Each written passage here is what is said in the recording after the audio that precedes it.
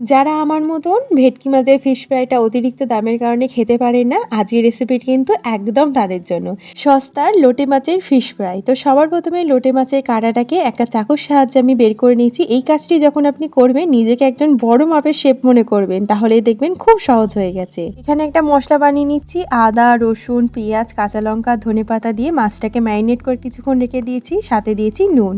এখন ময়দাতে আগে মাছটাকে একটা কোট করে নিতে হবে, এতে করে মশলাটা খুব সুন্দরভাবে মাছের গায়ে লেগে থাকবে। এখন কর্নফ্লাওয়ার, একটু ডিম, একটু জল আর নুন দিয়ে একটা ভীষণ ভালো ঘোল বানিয়ে নিয়েছি। তো সবার প্রথমে মাছটা ডিমের গোলায় চুবিয়ে তারপর ব্রেড ক্রাম্বসে কোট করে নিতে হবে। এখানে আমি 2 কোট করেছি, দিয়ে খুব ভালো করে ব্রেড ক্রাম্বসকে চিপে চিপে নিয়ে তারপর তেলেতে ভেজে নিতে হবে। তাহলেই তৈরি লোটে মাছের ফিশ ফ্রাই।